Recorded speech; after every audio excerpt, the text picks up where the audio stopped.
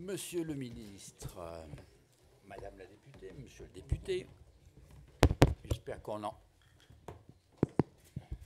qu'on m'entend un peu. Je suis ravi de pouvoir vous accueillir aujourd'hui à Sciences Po. Vous savez que ce n'est pas la période la plus active de l'année dans une institution universitaire, puisque même les examens sont terminés. Mais vous voyez que le moment suscite un certain intérêt et on le comprend. Le 23 juin vient de faire son entrée dans la liste des dates importantes de l'histoire de la construction européenne. Il y rejoint un certain 29 mai 2005 qui a fortement secoué la vie européenne et la vie politique française. Ce n'est pas tout à fait une surprise à mon avis, parce que les forces que l'on a vues s'animer en Grande-Bretagne sont assez semblables à bien des égards à celles qui avaient manifesté avec éclat leur inquiétude d'abord et leur refus ensuite en 2005 en France. Ce n'est pas non plus une surprise si on regarde le résultat des élections municipales récentes en Italie et si on pense aux élections espagnols qui vont jouer. On voit bien qu'il y a un problème plus général dont il est bon que nous puissions parler et que nous puissions examiner en détail, puisque à la fois cela pose un problème de fond sur l'organisation de l'Europe, mais surtout, me semble-t-il, sur la façon dont on veut s'y prendre pour répondre aux problèmes dont les électeurs se sont fait avec l'éclat les porteurs. Toutes ces questions-là sont importantes et le fait que l'assistance à ce débat se soit mobilisée en dépit de la chaleur extrême qui règne en ces lieux montre bien qu'il y a une demande de débat, une demande de pistes de réflexion, une demande de solution qui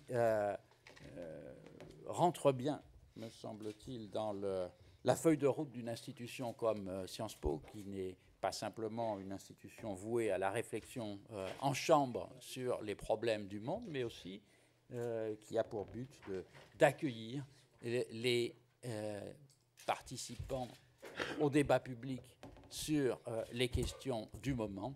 Et il n'est pas besoin de dire que les trois intervenants de ce matin sont, à des titres nombreux, des intervenants de premier plan pour aborder les questions relatives à l'avenir de l'intégration européenne. Tous, je ne vous fais pas l'injure de vous les présenter, mais je souligne simplement que tous ont, et depuis un certain temps, bien investi le champ du débat européen, et c'est pour ça qu'à Sciences Po, nous sommes très heureux de pouvoir les accueillir et leur donner la parole aujourd'hui avec la complicité active de notre ami Jean Quatremer qui nous a rejoints et auquel je cède tout de suite le soin d'animer ce débat.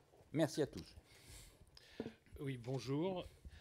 Je vous dis tout de suite, je n'ai pas l'habitude d'animer des débats avec des ministres en exercice. Un exercice que je trouve fastidieux, inintéressant. La langue de bois, enfin bref, j'ai passé l'âge de ce genre de choses. Généralement, je dis non. Dès qu'il y a un ministre dans le coin, je dis non. J'adore animer des débats avec Sylvie, j'adore animer des débats avec Dany, parce que là, on s'amuse d'ailleurs. Et on me demande souvent d'ailleurs de modérer, ce que je ne suis absolument pas. Je ne suis pas un modérateur, quelqu'un qui tend le micro. Je ne fais pas de télévision, je suis un journaliste de presse écrite, je ne tends pas les micros, je ne suis pas là pour ça. Bref, donc, mais là j'ai accepté exceptionnellement, non pas parce que j'ai une passion charnelle pour Emmanuel Macron, mais c'est le seul qui depuis 4 ans parle d'Europe dans ce gouvernement que je trouve tout à fait désespérant. Je dois dire que je suis désespéré depuis l'élection de François Hollande, parce qu'on attend, comme Sœur Anne, qui ne voit rien venir, des propositions du président de la République pour relancer l'Europe. Alors on vous explique dans son entourage, car il a un entourage nombreux qui a tendance à varier, hélas, qu'il prépare des choses. Il annonce d'ailleurs, lors de ses interventions le 14 juillet, lorsqu'il parle dans le journal du dimanche, en règle générale, qu'il va faire des grandes propositions qui vont bouleverser l'Europe. Et on attend, et on attend, et on ne voit rien venir. C'est quand même la 3e fois en 4 ans qu'il nous a fait le coup. Et donc il y a une petite usure, si vous voulez, face à un gouvernement qui laisse le couple franco-allemand en coma profond. Alors il se trouve que moi, comme je suis à Bruxelles, je passe mon temps entre Berlin et Paris, et je me dis, mais c'est peut-être moi ma vision qui est déformée, parce que ça se trouve, on travaille en souterrain, on prépare des choses, il y a des choses qui vont sortir du côté français. Et les Allemands que je fréquente me disent, non, il n'y a rien. Non. Et puis les Français me disent, on va réformer la France, on va la changer, on va redevenir une puissance économique, une puissance qu'on respecte en Europe. Mais les Français, en réalité, on n'a plus vraiment confiance en eux, parce que ça fait des années qu'ils nous disent qu'ils vont réformer, des années qu'ils nous disent qu'ils vont rétablir leur budget, le remettre à l'équilibre. On n'a pas une confiance énorme. Et donc on attend des propositions. Et à chaque fois, François Hollande nous dit, ah oui, on va proposer, mais après 2017. En fait, une fois que j'aurai perdu le pouvoir, il faut comprendre ça aujourd'hui. Donc on proposera des choses et on va relancer l'Europe. Le problème, c'est qu'on ne peut pas attendre indéfiniment pour relancer l'Europe. Et d'ailleurs, à force d'attendre, voilà, ça nous est arrivé. J'ai la Financial Times, là j'ai pris un bonheur, je prends un bonheur en ce moment à lire. Tu lis un truc en anglais, ça oui. C'est un événement. Oui, zut, pardon. Vous applaudissez Jean Quatremer. Il a lu un journal en anglais. Oui. Bon, je fais une exception parce qu'ils s'en vont. Mais donc, on lit ça, et depuis ce matin, on lit des déclarations d'amour dans la presse britannique que je n'ai jamais lues auparavant à l'égard de l'Union européenne, et j'avoue que c'est un grand moment de jouissance personnelle. Mais là, maintenant, on ne peut plus attendre. Maintenant, on est devant le précipice, parce que, bon, le fait que les Britanniques s'en aillent, franchement, honnêtement, je ne les regretterai pas, et j'arrive pas à être triste. Autant le 29 mai 2005, j'étais triste, j'étais déçu, et là, c'est un pays fondateur qui s'en allait. Mais là, on a quelqu'un qui est arrivé après, qui nous a épousés non pas par amour, mais par intérêt matériel, et qui a décidé de reprendre ses clics et ses claques, d'aller voir ailleurs s'il y était mieux. Moi, personnellement, ça m'est égal. Mais le problème, c'est que ça risque d'avoir un effet domino. Et donc, il est nécessaire que nos gouvernements, nos élites, se réemparent du sujet européen, qu'on ait des gens qui en parlent. Alors, Emmanuel Macron, justement, est l'un des seuls, pour l'instant, que j'ai pu lire ici à droite, qui propose des choses. Je ne suis pas forcément d'accord, mais en tout cas, il propose des choses. Et c'est pour ça que j'ai accepté donc d'animer ce débat. Alors, je voudrais vous donner tout de suite la parole, parce qu'on a soif de vous entendre. Qu'est-ce que vous allez nous proposer ? Du calme, ça va. Est-ce que François Hollande vous a confié ce qu'il allait faire mardi et mercredi ? Est-ce qu'on allait avoir un couple franco-allemand revigoré qui allait relancer l'Europe ? Est-ce que vous avez de l'info, monsieur le ministre ? Bonjour à toutes et tous. Je vais pas vous donner des informations sur ce que le président va dire le mardi, mercredi. C'est très bien d'ailleurs que ça ne marche pas comme ça. Et au fond, peut-être faut-il 2 secondes, et c'est l'objet de ce débat, poser le ballon, comme diraient les amateurs de football, et essayer de comprendre où on est et pourquoi on en est là. Parce que je partage beaucoup de ce que vient de rappeler Jean Quatremer sur la situation. Ça peut avoir un effet domino, parce qu'on a au fond beaucoup attendu, beaucoup regardé les Britanniques et d'autres, c'est-à-dire parfois ceux qui doutaient le plus de l'Europe, avant de proposer. Mais il faut peut-être se demander exactement où on en est et qu'est-ce que tout ça veut dire. Peut-être reprendre le débat dans ce sens-là, parce que ce qu'on n'a pas réussi à faire ces dernières années, et au fond depuis 10 ans, parce que moi je considère qu'il y a une décennie perdue, depuis le non français et néerlandais jusqu'à aujourd'hui, il y a une décennie où il y a eu de la tétanie dans beaucoup d'États membres. On n'a rien reproposé d'autre et on a géré les crises. D'ailleurs, de manière plus ou moins honorable sur le plan technique, ça s'est au mieux passé, il y a eu des avancées, mais sans jamais reprojeter les opinions publiques vers un projet commun, vers un projet politique, et donc on a fait de la gestion technique.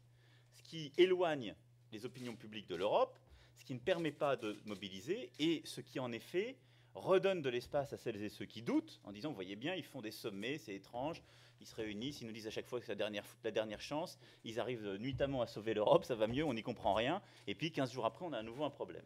Et donc, la chose se délite sous nos yeux. Ce n'est pas le Brexit ça n'a pas commencé cette semaine, ça se délite tout doucement. Alors, ce vote britannique, il faut peut-être le remettre d'abord à sa juste place. C'est l'échec du gouvernement britannique, premier point. Ça, je pense qu'il ne faut pas l'oublier, parce qu'il ne faut pas non plus tomber dans la culpabilisation collective absolue. Je veux dire, qu'est-ce qu'on a... Si nous, on a fait une erreur, à mes yeux, c'est d'avoir laissé... Nous, c'est 27. Oui, les autres États membres à la Commission, c'est d'avoir laissé un État membre prendre en otage le projet européen de manière unilatérale et d'avoir dit « retenez-moi ou je fais un malheur », et donc d'avoir chorégraphié ces derniers mois la possibilité du délitement européen. Et peut-être, Sylvie d'ailleurs a écrit sur ce point des choses très détaillées et intelligentes, est-ce que le remain n'aurait pas été encore plus compliqué à gérer? C'est pas sûr. Je ne fais pas partie de ceux qui...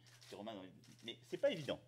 En tout cas, on a été dans la langueur à considérer que, au fond, parce qu'il y avait un gouvernement qui, de manière très cynique, en jouant pour être élu, a dit « Vous avez un problème avec l'Europe, moi je ne vais pas chercher à vous expliquer comment ça marche, je vous redonnerai la parole », qui a joué avec ça, à qui on a fait beaucoup de concessions en février dernier, et qui, de manière unilatérale, décide là de sortir. Je dis ça, c'est pas innocent, parce que même si c'est une association souverainement acceptée, l'Union européenne, il y a quand même des règles pour en sortir, il y a un processus, il y a une norme, et donc là, on a accepté quelque chose d'un peu différent, d'un peu décalé, et avec beaucoup de peurs sur lesquelles on a joué. Le deuxième élément, c'est qu'il y a derrière un vrai agenda national, les Britanniques, on le voit bien, il y a deux Grandes-Bretagne. Il y a une Grande-Bretagne qui est heureuse dans la mondialisation et l'Europe, elle a voté pour le Remain, c'est Londres, puis, et l'Écosse, et il y a une Grande-Bretagne qui... Et l'Irlande du Nord. Et l'Irlande du Nord, tu as raison. Et il y a une Grande-Bretagne qui a peur de la mondialisation, qui ne s'y retrouve pas, qui voit une forme de déclassement, qui a la même relation à l'Europe, et elle a voté massivement non. Nous avons dans nos pays le même problème, mais c'est des sujets domestiques, c'est comment les États-nations font face au déséquilibre de la mondialisation, ce n'est pas à mon avis seulement l'Europe, et on voit bien que quand on n'arrive pas à rassembler, à réunir au fond ces différentes composantes d'un pays, et donc à avoir un discours de sens, c'est ça de la vraie politique. Quand on est dans un discours uniquement « adaptez-vous à la mondialisation telle qu'elle va, vous verrez, ça ira mieux demain », les gens n'y croient plus. Et donc, la Grande-Bretagne immobile, et je dis ça, elle est aussi importante que l'autre, ou qui a peur, a dit non. Nous, on ne joue plus. Et ça, il faut l'entendre parce qu'en écho, on l'a dans chacun de nos pays. Et puis le troisième élément, quand on regarde la nature des débats qu'il y a eu au Royaume-Uni, il y a eu des débats très virulents sur les sujets d'immigration et de protection sociale. C'est-à-dire qu'ils ont eu des débats tout à fait légitimes, qu'on a connus, nous d'ailleurs, il y a 10 ans, consistant à dire, nous, on ne veut pas que les Polonais, les Hongrois aient accès à nos politiques sociales de la même façon. C'est-à-dire qu'ils ont voté contre une Europe ultralibérale qu'ils avaient, au fond, largement promue, que ce soit les conservateurs comme le Labour. Et une Europe contre laquelle on s'est peut-être insuffisamment battu, ou face à laquelle on n'a pas suffisamment proposé.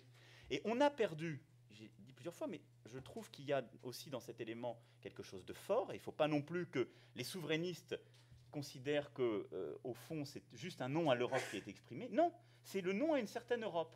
Quand l'Europe n'est plus qu'un marché ouvert, qui n'a plus aucun sens, qui n'a plus de régulation, les gens n'y retrouvent pas leur compte, donc ils finissent par être contre. Nous, on est contre a priori parce qu'on est une nation très politique, c'est plutôt notre ADN. À la fin des fins, le peuple britannique a dit « moi, j'y retrouve pas mon compte dans cette Europe-là ». Et donc, on voit bien que c'est parce qu'on a trahi le projet européen initial, et en particulier celui du marché unique. Je reprends le triptyque de Delors. Delors disait « le marché unique, c'est en effet l'ouverture, le libre marché, c'est de la coopération et de la solidarité ». Donc il faut de la régulation commune, il faut des éléments de solidarité et des transferts, mais ce n'est pas juste l'ouverture et l'état de nature, en quelque sorte, à 28. Et on a, ces derniers temps, considéré que le marché unique, l'Europe à 28, c'était, au fond, l'état de nature à 28. Eh bien, c'est faux. Et donc, on voit bien que derrière, en creux, ce qu'il y a, c'est l'insuffisance d'un projet politique européen, de l'expression de préférences collectives qui ne sont pas qu'économiques, et donc de pouvoir en débattre. Et si nous avons fait, à mon avis, collectivement, une erreur là-dessus, et la réponse que nous devons apporter doit être éclairée par rapport à ça, c'est d'avoir un peu abandonné ce projet politique européen, qui est donc de dire qu'est-ce qu'on veut faire à 28 ? Et dedans, qu'est-ce qu'on veut faire d'ailleurs à moins quand on est prêt à aller plus loin ? Et donc, c'est la capacité à articuler un message de volonté commune, et pas simplement de régulation. Je ne veux pas être plus long, je continuerai pour donner les autres éléments, mais donc si on repose le ballon et qu'on y va... Si vous croyez que vous n'allez pas répondre à ma question... Non, mais après... J'y reviendrai. Non, mais j'y reviendrai sur mardi, mais après, si on prend pas pied sur qu'est-ce que c'est que le contexte dans lequel on opère, on n'y arrivera pas. Donc, face à ça, la question c'est est-ce que la Commission, le Parlement européen, les États membres arrivent à articuler le bon diagnostic et repartir sur un projet qu'il faut construire dans les prochains mois de manière beaucoup plus démocratique et transparente, ou pas. Je ne crois pas du tout que dans les 15 jours, on va préparer un nouveau traité pour répondre au Brexit. Ça, c'est de la pipe. Sylvie. Bon, merci beaucoup. D'abord, merci à Sciences Po de nous accueillir. Merci à vous tous d'être là. Bon, dans ce que Emmanuel Macron a dit, j'adhère à beaucoup de choses, donc je ne vais pas répéter. Moi, je voulais quand même insister sur 2 choses. La première, c'est qu'à la fois, puisqu'on ne va pas être d'accord sur tout, sinon c'est pas drôle. D'abord, on n'arrête pas de dire qu'il faut une Europe politique. Or, ce que j'observe, pour ma part, et je vais défendre la vieille Europe communautaire, c'est qu'on est dans une politisation, mais au très mauvais sens du terme. On n'a jamais vu une politisation autant au ras des pâquerettes. Parce que si on réfléchit bien, ce que Cameron a fait, c'est de la politique. Il est élu au niveau national. Il s'est dit comment je peux être élu en faisant une promesse idiote de référendum. J'aurais pas à la tenir. Il a dû la tenir. Il est mort. Bon. Le camp d'en face... Il va vivre. Non, mais il est politiquement mort. Je suis désolée. Il se retire. Deuxièmement, non, c'est un pays dans lequel il n'y a pas de résurrection politique. Parce qu'il y a une république laïque dans laquelle on croit à la résurrection politique de la chair. Alors, ça peut être une condition. Oui, j'ai l'impression. Bref, je reviens à mon raisonnement. Donc, on était dans la politisation. Boris Johnson, vous avez entendu les déclarations depuis hier. Depuis hier, on nous explique que c'est plus urgent qu'il sorte de l'Union européenne parce que M. Johnson a atteint son but, qui était un but politique, qui était de tuer Cameron. Bon. Donc, il faut faire très attention quand on parle d'Europe politique. Moi, je vois bien au Parlement européen comment ça marche, et Dany a plus d'expérience que moi là-dessus. C'est qu'on peut avoir une politisation sans avoir aucune vision politique. Et je dirais qu'à la limite, ce qu'il nous faut, c'est une vision qui est presque au-dessus de la politique quotidienne, et c'est ça qui manque le plus.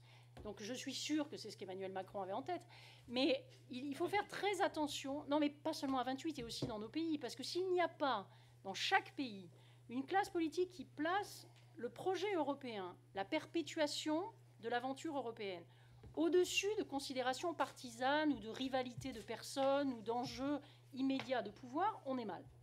Et dans un système politique sophistiqué, on a aussi besoin de technocratie. Je ne le dis pas parce que je suis ici dans mon ancienne école, qui était jadis l'ENA, mais parce que je pense qu'on se trompe gravement en ce moment si on pense qu'on peut se dispenser d'avoir, pour mener à bien des politiques publiques, des fonctions publiques qui soient bien formées, qui soient honnêtes. Moi, j'en ai assez qu'on accable les fonctionnaires européens pour le manque de direction politique qui est plutôt une faille qui vient des élus et des gouvernements. Donc, je voulais faire ce petit point sur politique ou pas. Il y a un besoin... Si on regarde quand même un peu quelles sont les institutions qui sont à peu près sorties du lot malgré ce délitement auquel on assiste, c'est d'un côté la Banque Centrale Européenne, qui dialogue avec le Parlement. On reçoit M. Draghi comme on recevait M. Trichet très régulièrement en Commission économique et monétaire. Donc ceux qui vous racontent on a besoin de créer une accountability de la BCE, il faudrait qu'ils se renseignent. Mais d'un autre côté, il est évident qu'on a la Cour de justice qui a, depuis la création de la communauté européenne, joué un rôle. Donc, encore une fois, n'opposons pas l'Europe des technocrates et une vision politique idéalisée. On a besoin d'un projet commun, d'un dessein dans lequel on associe les gens et de beaucoup moins de petites guéguerres politiques. La deuxième leçon qui est compliquée, que je tire de ce débat au Royaume-Uni, il y a une chose qui m'a énormément frappée. C'est que quand vous discutez avec des Français, avec des Italiens, avec des Espagnols, sur le continent, en général, les gens ont envie que... Je ne peux pas m'exprimer au nom de tout le monde, mais en général, la plupart des personnes ont ce sentiment que l'Europe devrait se constituer comme une entité solidaire. Et il y a ce qu'on appelle, dans le jargon, la préférence communautaire. C'est-à-dire quoi? C'est-à-dire que dans le fond, c'est normal qu'un ressortissant d'un autre État membre ait un droit de mobilité plus grand que quelqu'un qui vient de l'autre bout du monde. C'est normal qu'on puisse instaurer des droits de douane aux frontières extérieures. C'est normal qu'on puisse avoir des gardes-côtes aux frontières extérieures, etc. Il y a cette idée de constituer un espace politique qui soit un espace politique dans lequel il y a un sentiment d'appartenance. En allemand, Dany le sait, on peut dire ein Wir-Gefühl, c'est-à-dire le sentiment de faire partie d'un tout. Ce qui m'a beaucoup frappé dans le débat britannique, et c'est pour ça qu'il faut qu'on réfléchisse vraiment à ce qu'on veut faire, et probablement c'est l'une des racines des difficultés actuelles, c'est qu'on a besoin de ce sentiment de loyauté et d'appartenance. Parmi les opposants à l'Union européenne au Royaume-Uni, on a entendu des gens qui disaient qu'il y avait discrimination parce qu'on favorisait les ressortissants communautaires par rapport à des Américains, par rapport à des ressortissants du Commonwealth, etc. Et ça, je pense que c'est vraiment une des choses sur lesquelles il faut qu'on réfléchisse. Parce que, personnellement, j'ai moins tendance à faire confiance aux politiques qu'à la société. Je crois que si on veut repartir d'un bon pied, on a intérêt à impliquer les sociétés européennes, à leur donner les outils éducatifs nécessaire. Et là, je ne résiste pas à faire ma petite note de bas de page. Ce qui m'a le plus choqué dans l'inertie de ce gouvernement, c'est que non seulement il n'a rien fait sur la scène à Bruxelles, mais il a cru devoir supprimer les sections européennes et les classes bilingues. C'est extrêmement révélateur qu'une jeune ministre de l'Éducation laisse comme trace, j'espère qu'on va rapidement l'effacer, mais laisse la trace, pas la ministre, laisse comme trace et comme d'avoir supprimé, on peut vouloir les modifier. Elle était ma vice-présidente au mouvement européen, je lui en suis reconnaissante parce qu'à l'époque, elle était venue me rejoindre, mais je ne dis pas ça sur des considérations de personnes, je dis simplement que comment pouvons-nous tous les matins dire que l'avenir est dans le franco-allemand et détruire les outils qui permettent aux Français et aux Allemands de mieux se comprendre. Donc, encore une fois, il y a des tas de choses à faire au niveau institutionnel, suprapolitique et tout ce qu'on voudra. Si nous n'avons pas à bord les citoyens, si nous ne leur donnons pas les outils de compréhension du monde, d'expression dans d'autres langues, etc., de toute façon, tout ce qu'on pourra raconter dans des communiqués de la chancellerie et de l'Élysée, c'est du pipeau. Alors, avec l'esprit des Saliers, je suis d'accord avec le début, enfin l'explication d'Emmanuel et de Sylvie, et je voudrais continuer sur, le projet européen, c'est quoi? Parce qu'un des grands problèmes du débat sur le Brexit a été, en fin de compte, qu'on a très peu parlé de l'Europe, et ça, c'est la situation spéciale de l'Angleterre, qui, en fait, a toujours dit toute votre Europe politique, ça ne nous intéresse pas, c'était Labour, c'était les conservateurs, nous, on veut ce marché, et puis le reste, vous faites ce que vous voulez. Ce qui est intéressant, d'abord, sur la Grande-Bretagne, et j'avoue que moi, j'ai une position, je dis, il faut respecter ce vote. Mais respecter ce vote, c'est le prendre au sérieux. Et c'est pas dire, ouais, mais on va arranger ça, on va faire des petites... maintenant, le gouvernement allemand va s'arranger avec le gouvernement anglais, on va faire qu'ils sont dehors, mais on va tout faire comme ils sont dedans quand même, vous savez, voilà, comme on sait faire les diplomates, Emmanuel, tu sais ça mieux que moi, hein. Eh bien, je crois que c'est pas comme ça la solution. Moi, je veux... Enfin, j'étais, dans la nuit, j'étais pas désespéré, mais j'étais vraiment triste. Je me dis, on en prend un coup, hein, comme en 2005. On en prend un coup. Ouais, pas toi, ton article était très bon, mais on en prend un coup parce qu'on sent ce que ça peut donner. Et puis, je suis passé en 2 jours en mode offensif. J'ai dit, d'accord, ok, on a compris la leçon. Donc, moi, je veux que l'Angleterre, le gouvernement anglais, Boris Johnson, Boris Trump, qu'il ait à négocier en même temps, donc la sortie de la Grande-Bretagne de l'Union européenne et la sortie de l'Écosse de la Grande-Bretagne, pour que ça devienne une petite Bretagne. Et qu'il ait à négocier en même temps la volonté de l'Irlande du Nord d'être attachée à l'air, à l'Irlande. Parce que c'est la conséquence de ce vote. Et alors tout ce monde me dit, oui, c'est un vote du peuple contre les élites. Alors les Écossais, il y a 68% d'élites en Écosse. Allez tous en Écosse, hein. Ça doit être un pays formidable, hein. Donc, voilà, alors il y a le peuple anglais qui a parlé, et le peuple écossais, non, vous n'allez pas prendre ce peuple au sérieux quand même, hein, ils sont moins. La définition de la qualité d'un peuple, maintenant, c'est la quantité. Bon, d'accord, moi je veux bien. Les Chinois gagnent. Voilà, exactement. Alors si on suit ce qu'ils veulent, d'accord, ça c'est un autre problème. Donc, moi je dis qu'aujourd'hui, il faut maintenant que l'Union européenne, et non pas gouvernement par gouvernement, organise cette séparation. Hein, voilà, vous l'avez voulu, et maintenant, vous l'aurez. Et donc, c'est un problème compliqué. Il y a 78 000 paragraphes, je ne sais pas combien, 7800. Mais on n'a même pas besoin de s'en occuper. Ça, c'est leur problème. Exactement. Voilà, on dit c'est fini. Donc, vous n'avez plus accès au marché européen. Vous n'avez plus de préférence européenne. Donc, vous allez payer la douane, etc. C'est comme ça, c'est la vie. Vous l'avez voulu et vous serez heureux. À partir de là, maintenant, on aura donc la petite Bretagne qui restera dans 2 ans ou 3 ans. Et qu'est-ce qu'on fait, nous? Et là, c'est vrai. Quel est le projet européen? Et je crois que... Alors, je n'aime pas qu'on dise l'histoire de la paix, c'est fini. Parce que je trouve ça, mais d'une bêtise incroyable. C'est comme s'il existait dans l'histoire de l'humanité une situation où la paix était là et elle resterait éternellement. Je veux dire, quand on voit l'histoire, c'est pas tout à fait ça.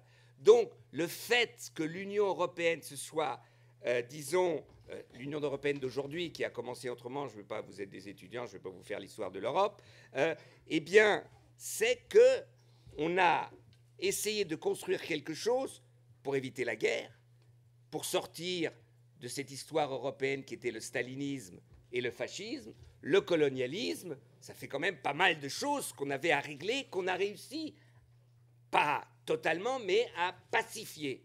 Et ça, il faut le maintenir. Donc c'est le socle à maintenir pour continuer à faire évoluer le projet européen. Et le projet européen, aujourd'hui, il se trouve défini par la position que prennent les 27, les 28, les 17, si c'est la zone euro, on pourra en parler, face à la mondialisation. Et c'est Pascal Lamy qui l'explique le mieux. Voilà.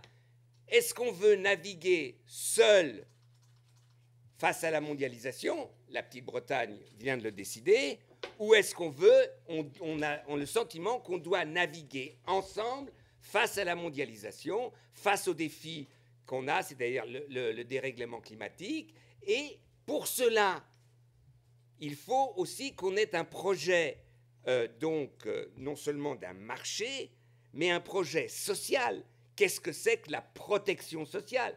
Et donc de développer, et le débat qui vient maintenant et qu'on ne peut plus éviter.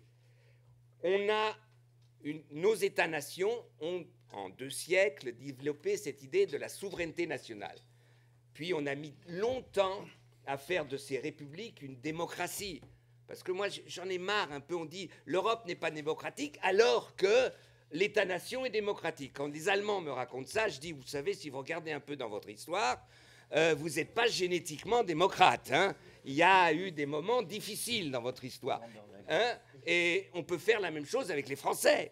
Hein, je veux dire, les Français, on est démocratique, c'est une grande république, 1789. Ouais, d'accord, nous, Français, on est un peu fainéants, donc on a mis 160 ans à donner le droit de vote aux femmes. Mais ça, c'est un petit problème. Ne trouvez pas, nous sommes vraiment des républicains démocrates à partir de 1945.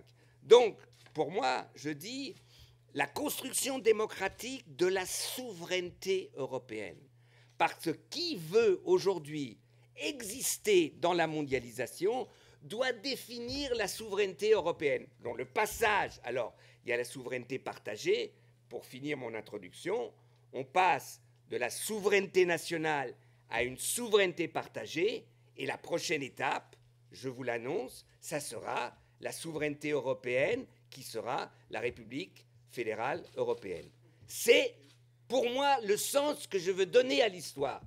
Alors, je sais que je ne suis pas tout à fait majoritaire encore avec cette position, mais je veux qu'on pose les jalons d'une histoire, d'un récit qu'on veut raconter et qu'on pose les jalons de comment l'on croit qu'on peut y arriver. Et si on a ce récit, les Anglais sont formidablement, the narrative. The narrative. Non, mais moi, je mets quelque chose. Je trouve quand même the narrative, c'est quelque chose de beau. Arrêtez d'être franchouillard dans les langues, quand même.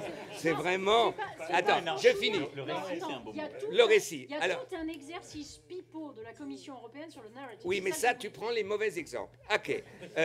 Et donc, je dis que ce récit-là, il est fondamental pour expliquer après les petits pas qu'on doit faire. Et là où je rejoins Hollande, c'est que ni les Allemands, parce que je les connais aussi un peu, ni les Français ont osé en disant la politique. Et ils sont tous comme Helmut Schmidt.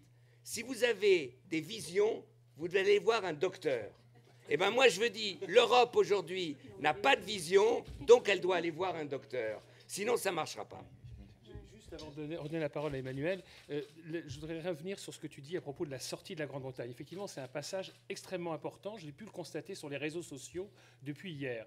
Parce que le débat qui a lieu actuellement, c'est de savoir si on rend la sortie de la Grande-Bretagne très douloureuse ou pas. En clair, l'idée, c'est d'abord de les faire sortir, et puis ensuite, dans 2 ans, de renégocier un accord pour voir à quelle partie du marché intérieur ils auront accès. Mais ça va être violent, parce que ça veut dire que pendant plusieurs années, ils n'auront plus accès au marché intérieur, y compris pour leurs services financiers, y compris pour le droit au séjour, etc.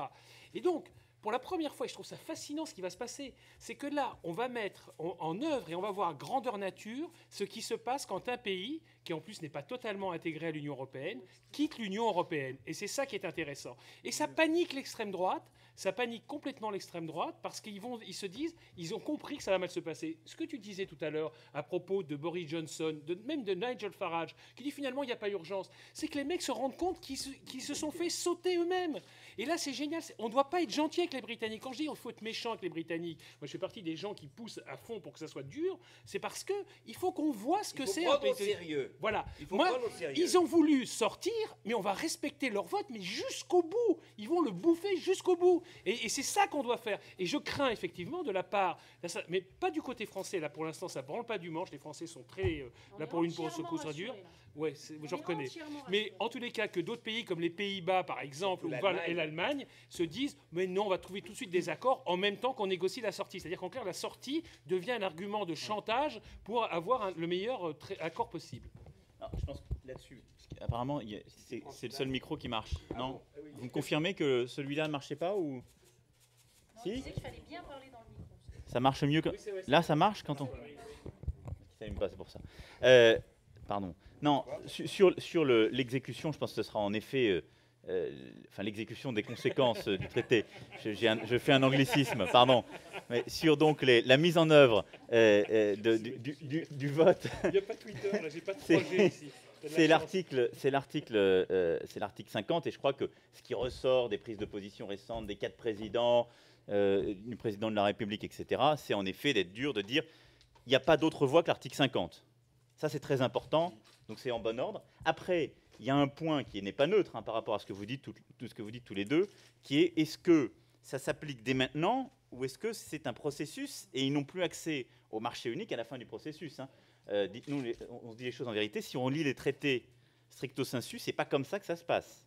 Et donc, il faut là être, je pense, d'abord très clair qu'il y ait une position commune pour dire il n'y a pas d'autre sortie possible que par l'article 50, et ensuite de leur mettre un délai, et en effet de ne pas tomber dans le piège britannique qui va être de dire on va prendre plusieurs mois avant de revenir vers vous, et ensuite, au fond, dans la négociation, de faire un préalable à la sortie, la renégociation d'accords commerciaux avec les 27 ou bilatéralement pour pouvoir mettre les choses en place. Mais c'est une trahison de leur peuple. Ça, c'est le piège. Non, parce qu'ils peuvent dire... Non, ils diront pas ça. Ils diront, nous, on ne voulait plus accéder au marché unique avec ces règles-là, on ne voulait plus de l'Europe à 28, mais on est prêt à faire des traités de commerce ou bilatéraux avec les 27 autres, et c'est ça qu'on veut mettre en place. Donc il faut faire très attention à ce point-là. Et il faut, en effet, je rejoins ce que dit Dany, il faut que ce soit sérieux, que ce soit grave, pour éviter... après la contamination, pour pas que ce soit un épisode en quelque sorte qui n'emporte aucune conséquence. Parce que sinon, d'autres se trouveront des vocations pour être non coopératifs. Et puis on le voit bien, celles et ceux qui veulent donner leur propre interprétation de ce qui vient de se passer nous diront, bah voyez, ça se passe très bien en fait, on vit très bien hors de l'Europe, ça n'emporte aucune conséquence. Néanmoins, je me garderai de la pulsion belliqueuse qu'on peut parfois trouver dans les réseaux sociaux et qu'on aura dans une partie de notre opinion publique qui va consister à dire maintenant il faut les massacrer. Je pense qu'il y a un bon équilibre, il faut être très rigoureux, c'est un moment grave, historique, il faut donc que ce ne soit pas innocent. Maintenant, en même temps qu'on est très sérieux, très rigoureux là-dessus, il faut revenir au cœur du projet. Et je souscris totalement à ce qu'a dit Dany, mais en voulant en tirer toutes les conséquences. Je pense que le sujet qui est posé, c'est celui de la souveraineté européenne. Et quand je parlais, moi, d'Europe politique, ce n'était pas la politique contre les bureaucrates ou l'élite contre... Je parlais d'une Europe politique au sens plein, c'est-à-dire quel est le projet politique. Or, nous avons perdu les termes de la souveraineté en Europe. Parce qu'on les avait déjà. Il y avait les prémices des termes de la souveraineté. Et ce qu'on voit se jouer depuis des années, et au fond, de manière très forte, depuis la crise, et je mets presque... D'ailleurs, ça dépasse largement le cas britannique. C'est une Europe qui est obsédée par ses différences internes, qui est obsédée par les ajustements au sein de son propre espace, et qui ne sait plus pourquoi elle s'est constituée comme un ensemble commun. Et donc, c'est une Europe qui a perdu son ambition vis-à-vis du reste du monde. Or, le projet européen, il a du sens pour qu'on soit plus fort par rapport aux Chinois, par rapport aux Américains. Mais on ne pense plus à ça, on ne le vit plus de cette façon. En termes culturels, en termes économiques, en termes diplomatiques, en termes militaires, en termes de développement, on n'a pas réussi à articuler cette politique. Et on l'a vu à plein avec le sujet des migrants, où on n'a pas réussi.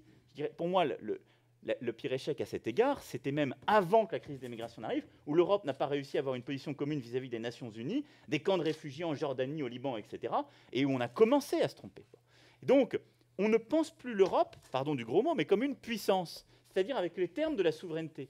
Et l'Europe est en train de refaire aujourd'hui une de ces erreurs historiques, qui l'ont fait plonger parfois dans la guerre, d'autres fois dans l'effacement momentané, qui est d'être obsédé par ces guerres intestines. On l'a eu sur le plan religieux, on l'a eu sur le plan militaire, c'est quand l'Europe, en fait, s'effondre sur elle-même. Et tout le débat qu'on a, pour moi, depuis 2008, il est exactement poussé par cette logique. Quand, sur le plan économique, on n'a plus qu'un débat en termes de compétitivité entre États membres. Je veux dire, la nature du débat économique, je l'ai dit plusieurs fois, qu'on a entre les États membres avec la Commission, c'est un débat qui n'est pas à la hauteur de nos peuples. Et il produira immanquablement ça. Pourquoi? Parce qu'on est obsédé par les différences et les ajustements. On n'a qu'une politique de la responsabilité entre États membres. Il faut l'avoir. C'est un préalable, c'est indispensable. Chacun doit faire son effort dans cet espace. Mais il n'y a plus aucun débat sur l'investissement, la solidarité, c'est-à-dire ce qui permet à cette Europe d'être forte vis-à-vis du reste du monde. Ce qui permet de donner un avenir à nos peuples, en particulier nos jeunes, dans cette Europe tout entière. Et de la même façon, sur la politique commerciale, la politique de concurrence, on a perdu les termes de la souveraineté. On se bat depuis des années pour dire la politique de la concurrence, elle ne peut pas être uniquement intra-européenne. Il y a des Chinois qui constituent des géants, les Américains constituent des géants. Et vous regardez le marché pertinent européen. Ça n'est pas normal, ça n'est pas censé. Non, mais ça peut évoluer. Non, on sait très bien. Non, parce que les gouvernements ont demandé, et là-dessus, quand on regarde ce que fait Vestager, c'est en train de bouger. Elle est la première à le faire, mais c'est aussi un choix. La commissaire européenne en charge du sujet, que je veux ici saluer parce qu'elle fait un travail remarquable, elle est la première à avoir regardé justement un marché pertinent mondial, à le faire vraiment sur le numérique. Mais de la même façon, pour illustrer à plein ce qu'est ce débat sur la souveraineté et ce qu'est l'approche que j'ai d'une Europe politique, c'est le numérique. C'est un très bon sujet, ce continent qui s'ouvre à nous. Aujourd'hui, on a un débat qui est en train de se nouer avec plusieurs États membres, la Grande-Bretagne, les Pays-Bas et quelques autres, qui disent le marché unique du numérique, mais c'est pour bien fonctionner entre nous, c'est pour que ça puisse circuler. Il faut pas. C'est un libre marché, il n'y a pas de règle. C'est la non-politique, c'est ça que j'appelle la non-politique. C'est-à-dire c'est une approche uniquement économique et technique. Or, moi, je suis désolé, mais quand je dis une Europe politique, je dis, et ce sont les termes de la souveraineté, je veux pouvoir dire à mes peuples comment je vais protéger les données individuelles, le respect de la vie privée, la régulation économique, c'est-à-dire l'utilisation économique des données, ce sont les termes de la souveraineté. Aujourd'hui, il n'y a pas de règles souveraines en matière de numérique parce que c'est l'état de nature. Parce que les géants sont américains avec un marché domestique énorme et derrière, ils s'étendent dans le reste du monde et ils imposent leurs règles. La question qui nous est posée, c'est sur ce volet-là, parce que c'est un exemple concret, est-ce qu'on veut une Europe politique? Est-ce qu'on veut construire les termes de la souveraineté? C'est-à-dire penser le dedans-dehors de manière beaucoup plus féconde, penser une Europe ambitieuse vis-à-vis du reste du monde et en même temps qui protège par rapport à certains risques sur le numérique, par rapport aux risques migratoires, par rapport aux risques géopolitiques, par rapport au changement climatique, toutes les grandes transitions qu'on est en train de vivre, tout ce qui fait peur à nos populations, ce sont des risques qui se gèrent mieux au niveau européen. À considérer qu'on puisse, au niveau européen, être en capacité de définir les règles qui permettent de donner un corps à cette souveraineté. C'est ça, je pense, le moment dans lequel on vit. Et enfin, il y a la composante démocratique, et ça, je rejoins Sylvie et Dany, elle est vivace en Europe, et c'est tout à fait vrai qu'on dit des bêtises sur ce sujet. Elle existe, elle est là, elle est d'ailleurs parfois plus exigeante.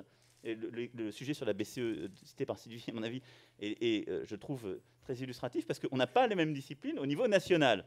Donc, ça montre que ce débat existe. Il faut maintenant lui donner plus de vitalité, et en particulier dans la préparation de cette nouvelle phase. Mais on a un problème fondamental, et ça, c'est une question que je voudrais vous poser en Europe, c'est quand même, à chaque fois, c'est le moins-disant qui gagne. Oui. Par exemple, donc c'est ça ma question, c'est que moi, je me rappelle très bien, au début des années 2000, quand les Chinois, eux, ont construit une grande muraille numérique, nous, on a dit, on ne peut pas faire ça. Et donc, aujourd'hui, chez nous, les géants numériques européens, ils s'appellent Amazon, Apple, Google, etc. Les Chinois, là je reviens de Chine, ils ont fermé leur marché et ils ont créé leur propre géant. Mais si vous proposez ça aux Européens, et si vous proposez ça aux ministres européens, mais vous allez être tout seul.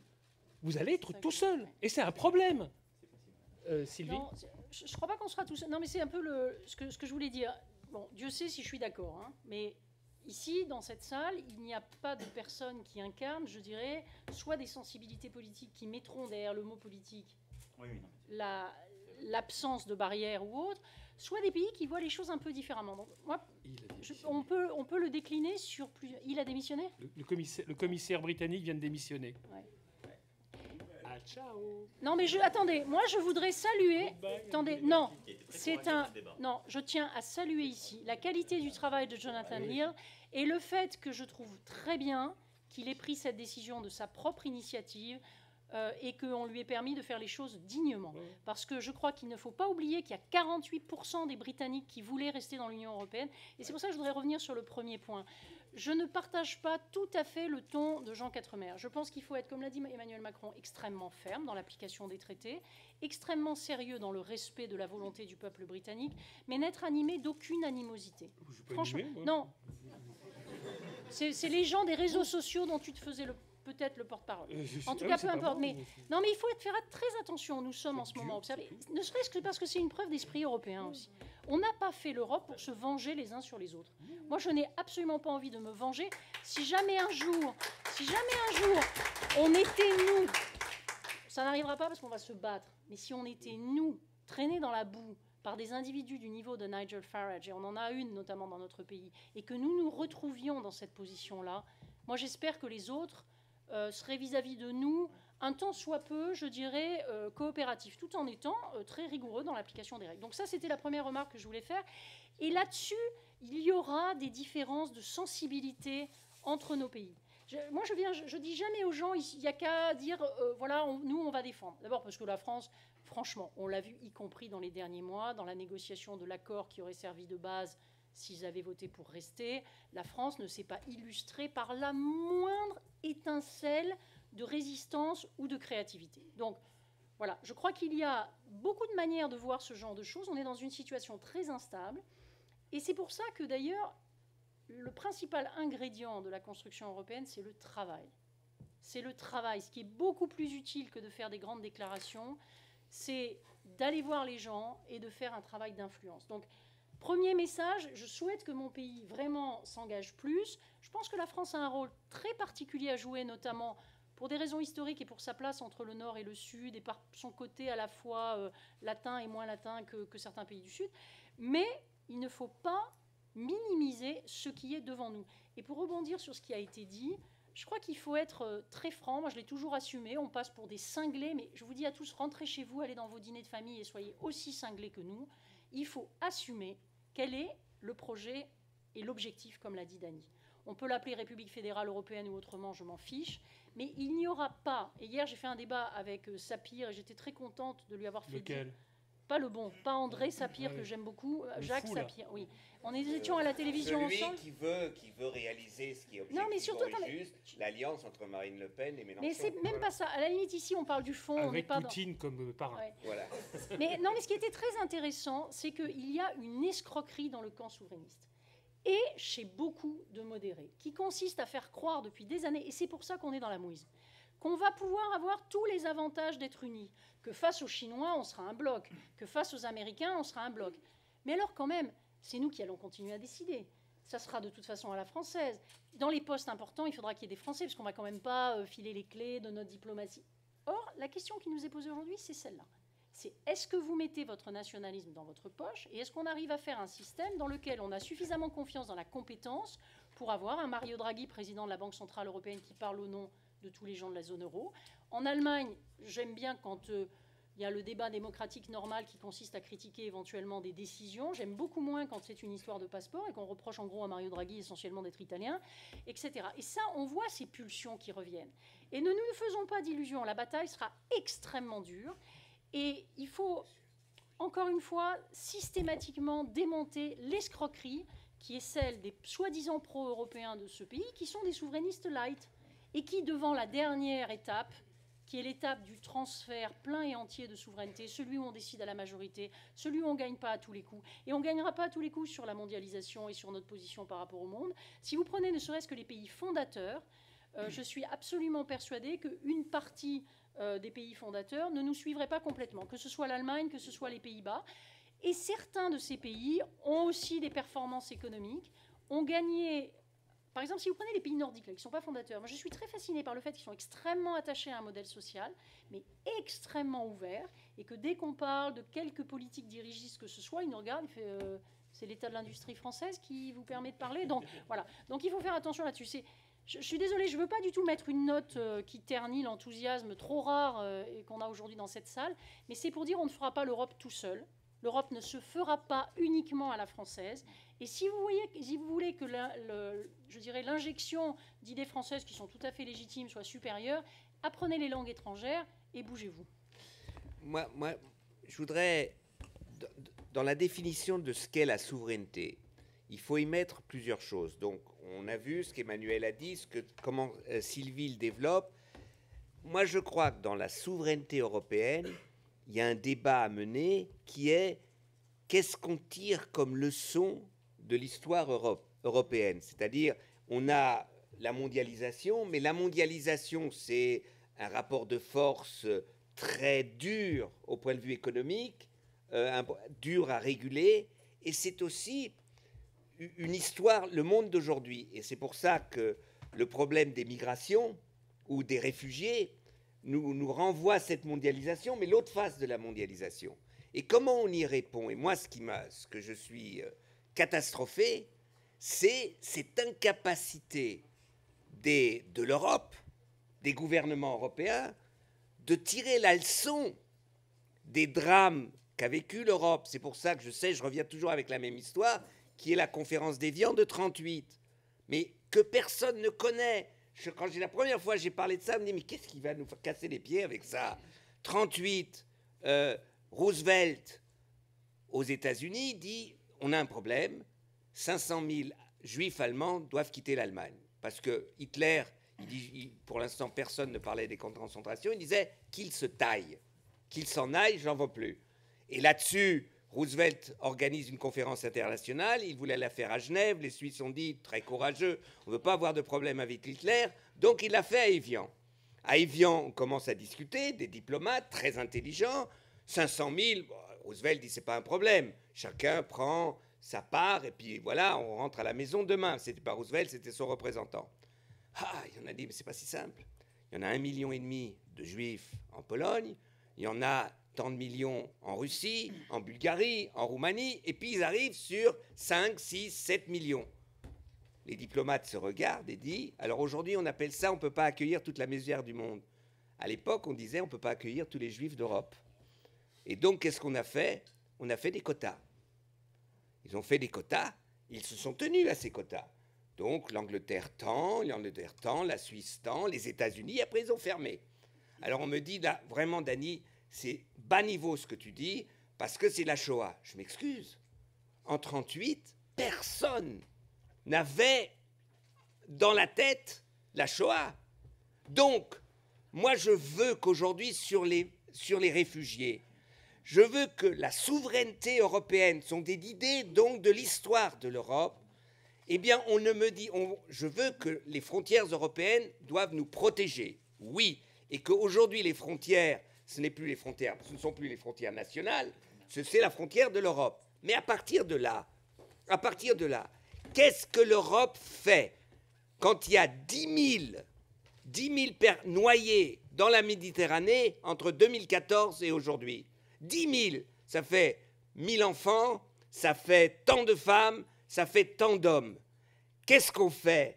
Est-ce que la responsabilité face à l'histoire, donc la souveraineté de l'Europe face à son histoire, c'est de dire on a besoin, on doit les sauver? Et tous ceux qui vous disent mais ça fait un appel d'air, alors je demande aux responsables européens de dire la politique responsable aujourd'hui, c'est de laisser se noyer les réfugiés. Mais qu'ils le disent, ouais. Qu'ils aillent à la télévision et qu'ils le disent. Ils le disent. J'ai fait un débat avec un député polonais du parti qui est au pouvoir sur la télévision autrichienne, Inside Brussels, ça s'appelle, et il a dit ça.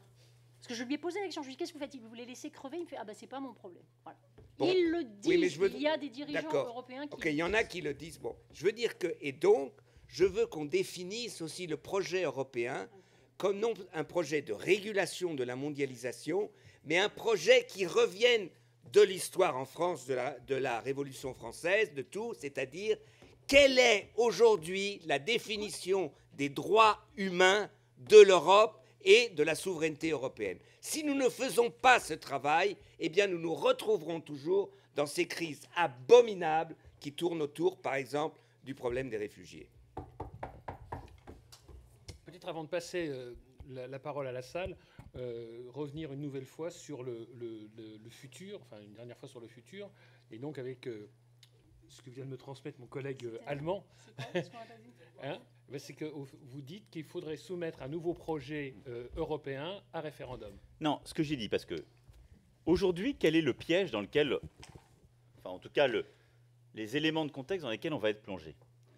C'est que c'est le rapport au peuple, à nos peuples. Et donc, vous voyez bien, les souverainistes, parfois d'ailleurs pas que les souverainistes, mais pour des raisons tactiques d'autres, disent il faut immédiatement un nouveau traité. Je pense que ça n'est pas réaliste, je le disais tout à l'heure, parce que la refondation du projet européen est beaucoup plus ambitieuse. Et d'autres nous disent maintenant on fait un référendum partout. On va demander un référendum immédiatement dans plusieurs États membres. Certains le proposent en France. Pour ma part, je ne suis pas favorable à cette option, parce que dans un référendum, on ne répond pas la plupart du temps à la question qui est posée. Je ne crois pas non plus que la réponse à tout ce qui est en train d'arriver, ce soit une espèce de repli dans les bureaux. D'ailleurs, ce qu'on fait aujourd'hui, je pense, contribue à ne pas tomber dans ce piège, en disant non, non, on est quelques-uns, on sait mieux que vous ce qui est bon, donc on va continuer. Ça ne marche plus, c'est fini. Donc il faut inventer une autre façon de construire le projet européen. Je crois, moi, à la convention démocratique. C'est-à-dire, je crois à l'idée qu'on organise les débats. Qu'est-ce que c'est la politique? La politique, c'est construire des convictions. Moi, je crois aux visions. Sans tout bib. Sans tout bib. C'est-à-dire que je crois à l'idée qu'on projette vers quelque chose et qu'on articule un projet. Mais ça se construit dans une relation à l'opinion publique. Ça se travaille. Donc pour moi, c'est ça le rôle de ces conventions. C'est ça. Non, justement, c'est un très bon exemple pour dire qu'on doit trouver le cadre démocratique de la préparation conceptuelle d'un projet, quel qu'il soit. On n'arrive pas avec un texte, avec un truc. On le voit bien, ça ne marche plus dans nos opinions publiques. On ne peut plus arriver à dire on a une bonne idée pour vous, tac, la voilà. Donc il faut un débat. Avec des copier-coller de je ne sais pas combien de textes. Il faut un débat démocratique. Non, mais un vrai débat oui, politique, oui. Mais qui se noue d'ailleurs au moment des élections. Mais qui consiste à préparer, à dire qu'est-ce qu'on veut, quels en sont les fondements, quelles en sont les frontières, etc. Et donc, quelles en sont les ambitions? Je crois à l'intensité de ce débat démocratique et il ne faut pas se replier sur ces bases arrières. Donc, je dis, ne pas tomber dans le piège du référendum immédiat, convention démocratique. Pour faire quoi? Pour préparer un nouveau projet, qui est un projet de refondation. C'est ça dont on a besoin. Et donc, ce projet de refondation, moi, je souhaite très sincèrement que ces bases, ces principes, puissent en être débattus démocratiquement lors des prochaines élections générales. On a une chance inouïe en Europe. On va avoir, entre le printemps 2017 et le printemps 2018, les élections présidentielles et générales en France, en Allemagne, en Italie, au moins. Il doit y avoir un vrai débat sur ce projet européen et sur les éléments de souveraineté européenne que tu as évoqués et qu'on a échangés. Et c'est consubstantiel à ce débat. Est-ce que je peux aller ensuite, un peu plus loin? Et juste pour finir, par rapport à ce qu'il disait, je pense qu'une fois que le projet sera prêt, il faut qu'il soit soumis à une forme d'onction populaire. C'est-à-dire, s'il arrive et qu'il est fini sur des termes non négociés, moi je suis tout à fait pour, une fois que ce travail avec l'opinion soit fait, qu'il soit soumis à référendum. Il peut faire partie sinon d'un engagement présidentiel, mais on ne doit pas le faire à l'abri des peuples. Non, mais le problème, c'est à quel niveau on fait valider quoi que ce soit où on travaille. Parce que moi, ce qui me gênerait vraiment beaucoup, sincèrement, c'est qu'on ait un débat français, même avec la qualité améliorée par un dialogue, et puis un débat allemand, et puis un débat... Parce qu'après, à un moment donné, on va se faire de l'intergouvernemental bien gentil.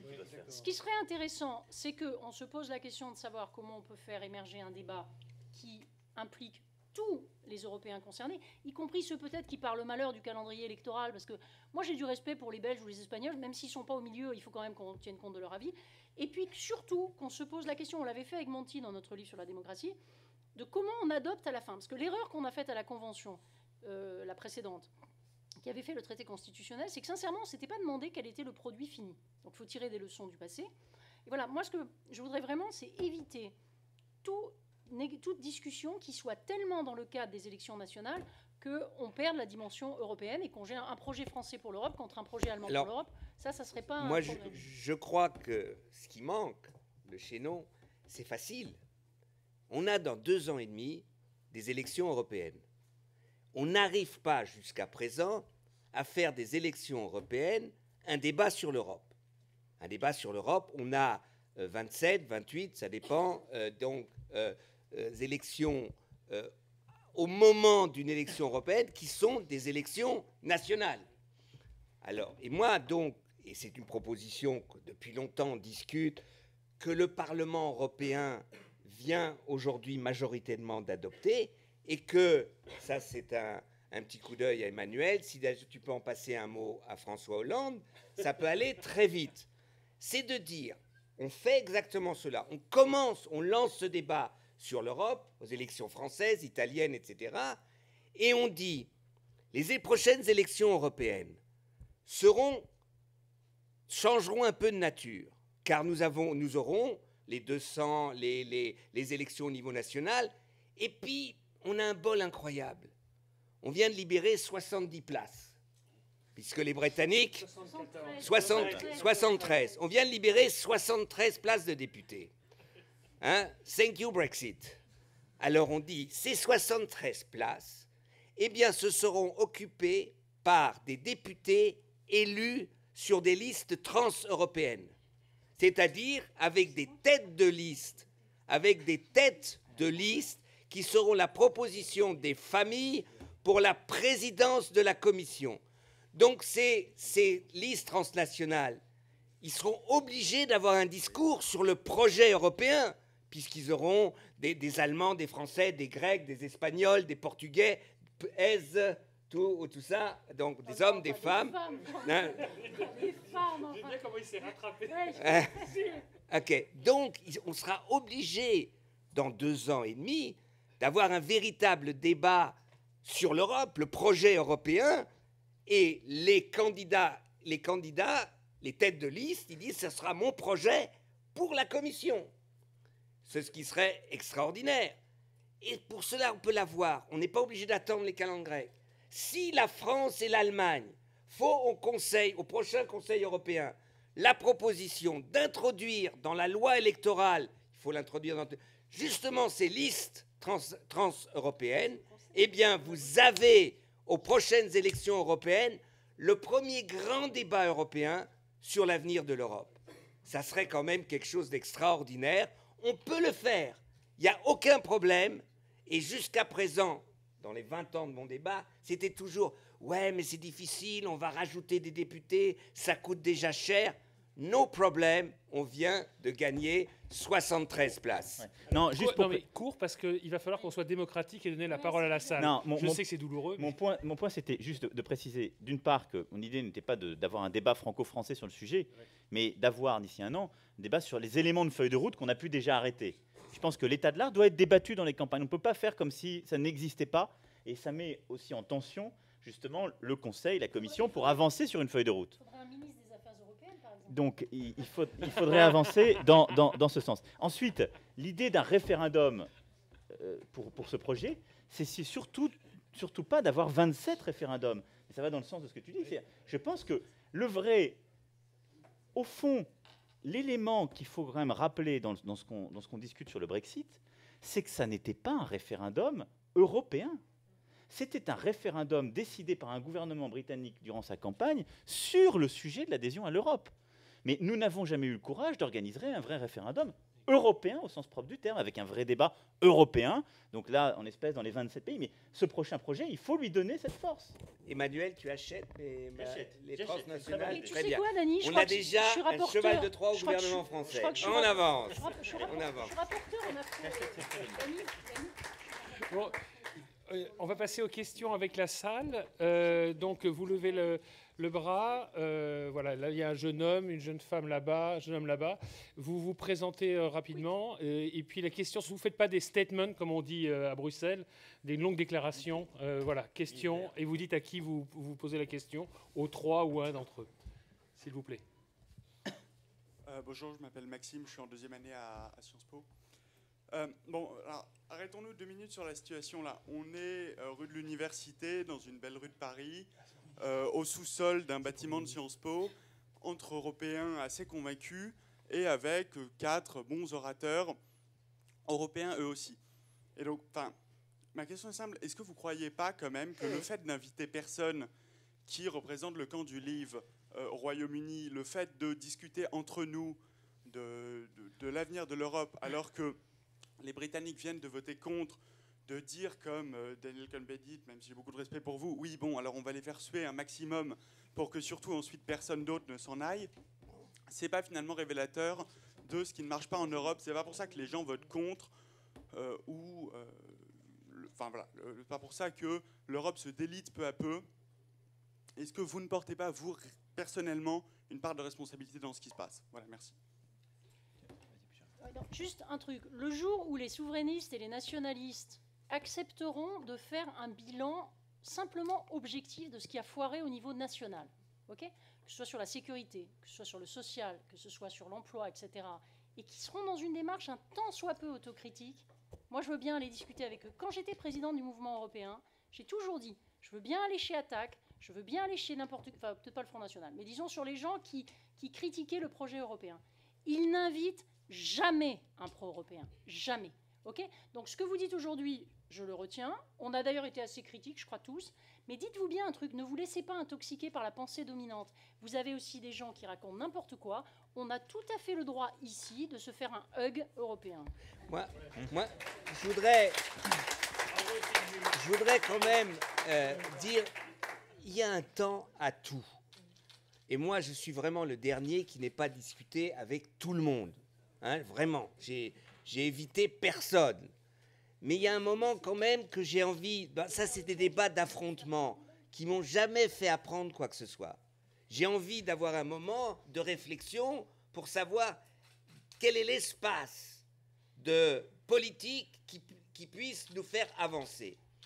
Et quand même, tu te rends compte disons qu'on invite Farage ici. Alors Farage est là. Pardon. Il est là. Et il est là un jour après ce qui vient de se passer. Non pas le Brexit. Toute la campagne du Brexit, une grande partie, c'est on va transférer 434 millions d'euros par semaine de notre argent à l'Europe vers le service de santé nationale chaque semaine. Ils avaient des bus, ils avaient des tracts. 1 heure après le Brexit, 1 heure, Farage, à côté de moi, dit « Poisson d'avril ». Mais évidemment qu'on ne le fera pas. Évidemment que ce n'est pas possible. Eh bien, dans ce moment-là, je n'ai pas envie de discuter avec lui. C'est simple, ça ne me... Je lui montrais à la gorge, je lui dis, c'est pour ça, tu as menti à tu peuple, tu fous tout sur la merde, et maintenant tu dis, mais c'était pour jouer. Ben, va jouer au boule avec qui tu veux, mais on n'a pas besoin, maintenant, 1 semaine après, de discuter avec lui. Non, par rapport à ce que vous avez dit, 2 choses. La première, c'est que ce débat avec les livres, il faut l'avoir avant. Pas maintenant. Là, honnêtement, ils ont fait leur choix. Souvent, il faut le respecter. On ne va pas réavoir un débat pour avoir un témoignage. Donc, il l'a eu. Je crois que chacun d'entre nous, on a été débattre au Royaume-Uni, enfin, en Grande-Bretagne, à la télévision, ou dans des salles, ou avec les uns les autres. On a fait tous le boulot, hein, pour essayer de convaincre et pour parler avec des gens qui n'étaient pas d'accord. Et avec le respect qui se doit. Donc, le temps du débat, il a eu lieu. Maintenant, la vraie question sur l'entre-soi que vous posez, elle est aujourd'hui, en effet, d'aller porter cette parole sur d'autres terres que la rue de l'Université ou la rue Saint-Guillaume. Ça, je suis d'accord. Mais ce n'est pas la même chose.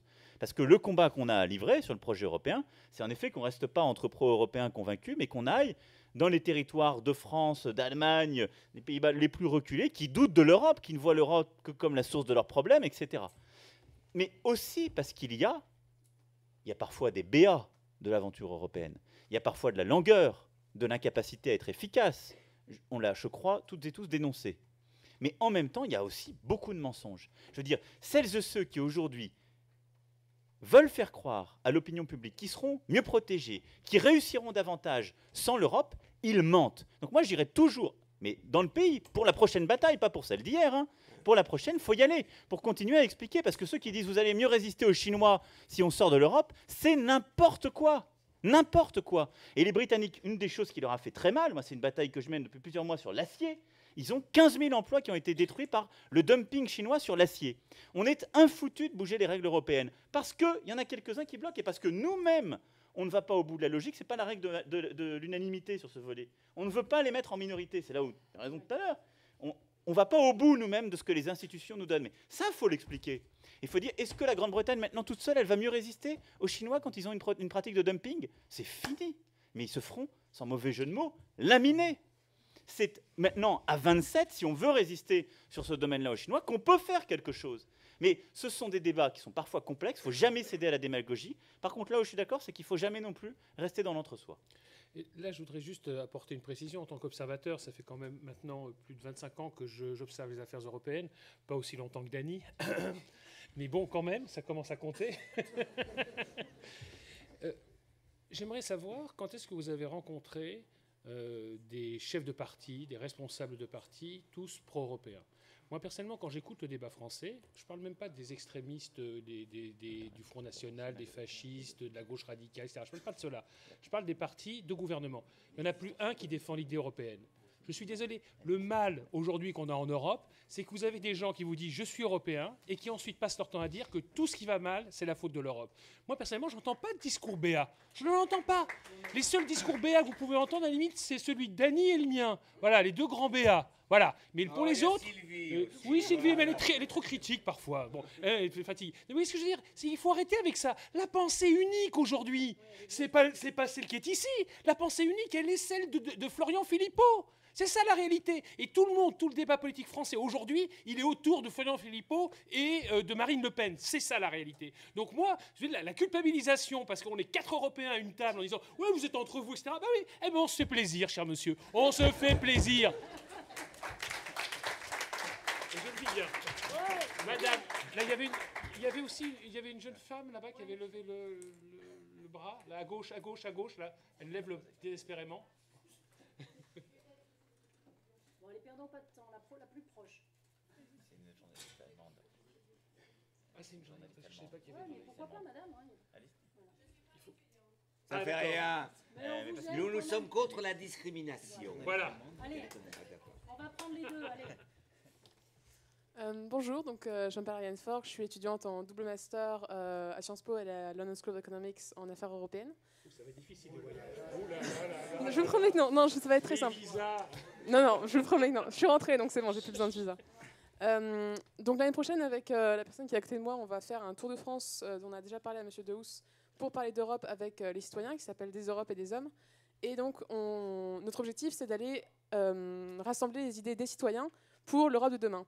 Mais c'est vrai qu'on s'attend à une difficulté, qui est que les gens vont peut-être se dire « moi, j'ai des sentiments plutôt pro-européens, je ne suis pas spontanément anti-européen, mais j'ai du mal, effectivement, à me reconnaître dans la classe politique. Je ne vois pas vraiment qui porte le projet européen. » Donc là, je rebondis sur la remarque de M. Quatremer. Est-ce que, s'il vous plaît, vu que vous venez de 3 partis différents, vous pourriez communiquer à vos partis respectifs et aux leaders de vos partis respectifs pour qu'ils soient soit totalement pro-européens, soit anti-européens, soit ils amènent des solutions, mais qu'ils arrêtent du coup de rester entre les différentes options selon les élections. Merci. Bravo, bonne question. Emmanuel Macron. Moi, je suis sur ce sujet extrêmement à l'aise, étant responsable d'un mouvement politique né le 6 avril dernier, qui, dans ses valeurs fondatrices, a mis l'Europe de manière claire.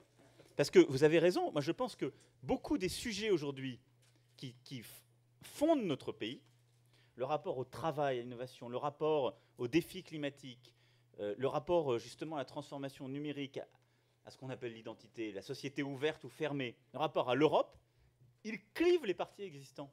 Et donc les partis existants s'épuisent à construire des compromis sur ces sujets pour ensuite proposer un jus tiède à leurs électeurs. C'est pour ça qu'on n'avance pas. Donc, ici, c'est pas tiède. Moi, ce que je crois profondément, c'est à une offre progressiste. Et une offre progressiste, à mes yeux, elle est européenne, pas béate, mais elle définit les termes d'une souveraineté européenne repensée, beaucoup plus démocratique, ambitieuse. Et je peux rebondir voilà. sur Béat. Non, mais je suis pas. Mais moi, j'ai envie. Non, mais attendez. Ouais, c'est clair, mais non, mais moi. européen. Non, mais moi, je suis béate. Non, attendez. Étymologiquement, ça vient de Beatus, ça veut dire heureux. C'est exact. Non, mais j'en ai un peu marre. Attendez, quand Madame Le Pen raconte ses âneries, Ouais. hein, qu'elle d'ailleurs déglutit dans la plénière du Parlement européen avec une haine incroyable. Mais personne ne va lui dire, mais vous êtes une nationaliste béate. Personne ne reproche aux autres. Donc moi, j'assume. D'ailleurs, Béate, c'est le prénom de ma correspondante allemande à qui je dois de savoir parler allemand.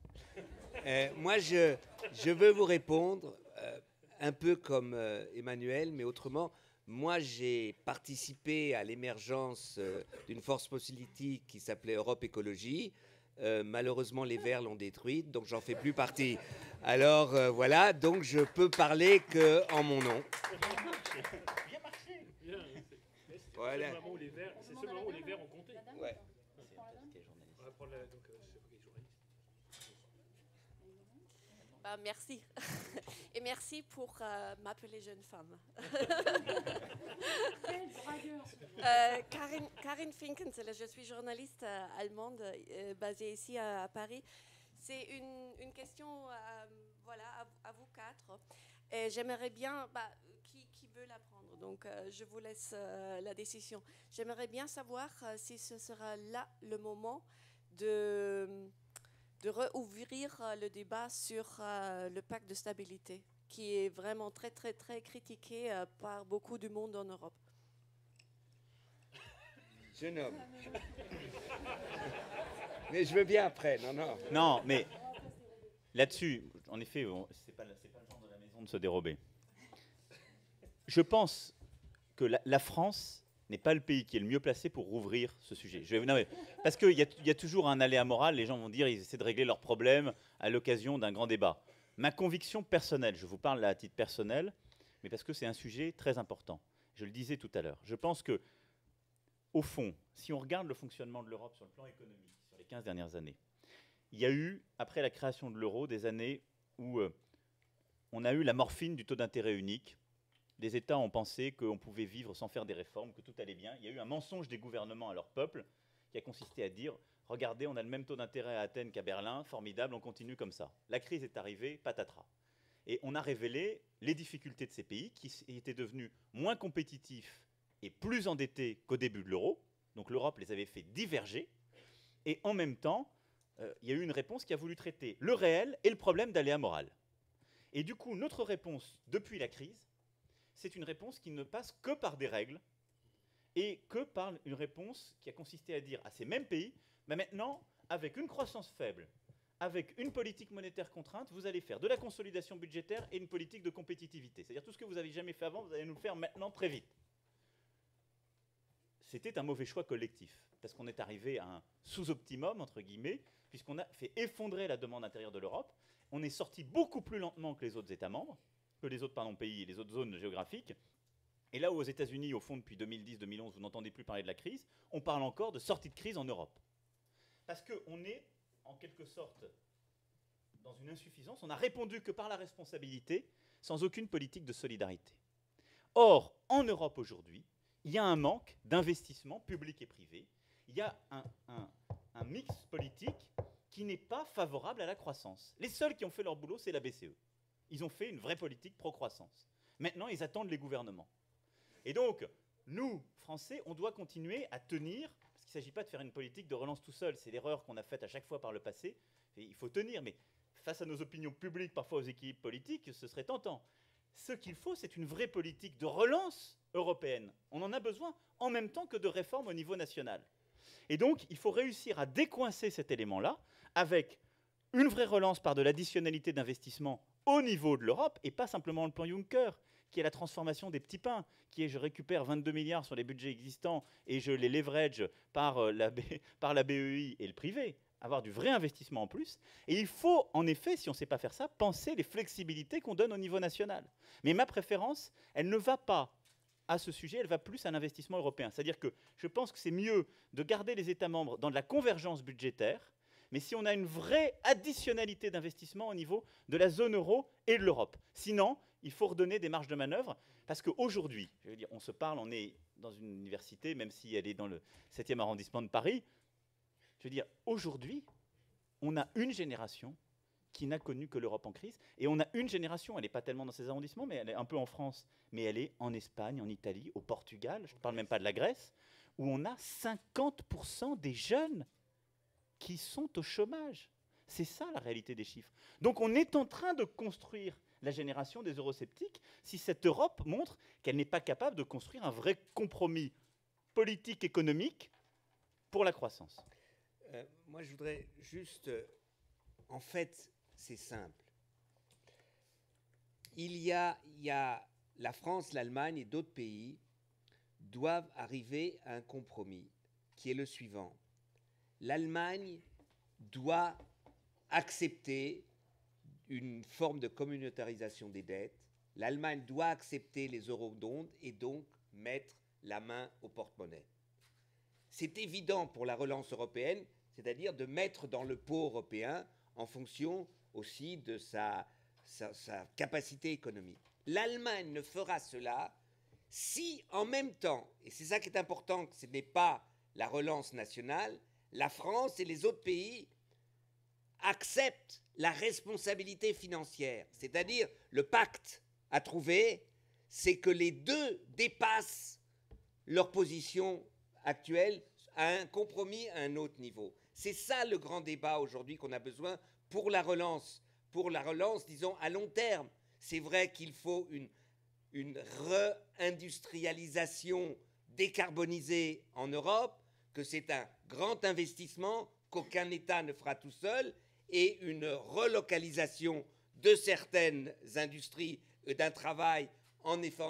Nous, les Verts, à l'époque, quand on était intelligents, on appelait ça Green New Deal, c'est-à-dire un New Deal qui est écologiquement responsable et qui a des retombées immédiates partout si on le fait bien. Mais pour cela, il faut que l'investissement et la responsabilité économique ne soient pas dissociés. Sinon, ça ne fonctionnera pas. Et surtout qu'il faut gagner les opinions publiques. Il faut gagner l'opinion publique allemande. Sinon, on n'y arrivera pas. Là-dessus, je peux mettre juste une note de bas de page. Il n'y a de coopération possible en Europe, et là, moi, je suis archi-germanique, que dans le respect des règles. Et d'ailleurs, vous avez remarqué comment notre débat a commencé. Notre débat a commencé par des Français qui disent « Ah, mais les Britanniques, hein, il va falloir quand même qu'ils respectent le traité. » Eh bien, pour être crédible, quand on demande aux Britanniques de respecter le traité, il vaut mieux le respecter soi-même. Oui, mais les règles, c'est aussi quelque chose qu'il faut faire avancer. Oui. Si à l'allemande, on reste derrière des règles, ou à la française, on en fait une ligne Maginot, à partir d'un moment, on s'aperçoit... Mais on a des règles, mais le monde, il est autre part. Avec Dany, c'est un de nos jeux favoris. Il fait le français, je fais l'allemand. Donc je continue. Mais il y a quand même un truc assez...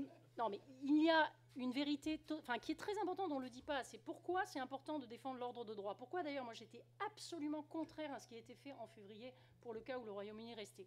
C'est que si vous voulez remplacer des rapports de force, et là je reviens à ce qu'a dit Dany sur l'histoire. L'histoire de l'Europe, c'est quoi? C'est des rapports de force, c'est des grandes puissances qui prennent des petits sous leur aile pour aller écrabouiller une autre grande puissance qui a d'autres petits, etc. L'histoire de l'Europe, c'est ça. Si vous voulez en sortir, il faut que là où il y a du rapport de force, vous mettez du rapport de droit. Et c'est pour ça qu'il n'y a que deux solutions. Soit la règle est bonne, on la respecte, etc. Soit on la change. Le problème, dans la série des post-it sur le frigo à l'Élysée, le problème de la position française, c'est qu'à la fois on se plaint des règles telles qu'elles existent et on refuse totalement de les changer. Mais on a un double problème culturel entre la France et l'Allemagne sur ce sujet. La France est habituée à beaucoup de règles qu'elle ne respecte pas. Les Français ont toujours vécu comme ça, on fait beaucoup de lois, mais on ne respecte pas les règles.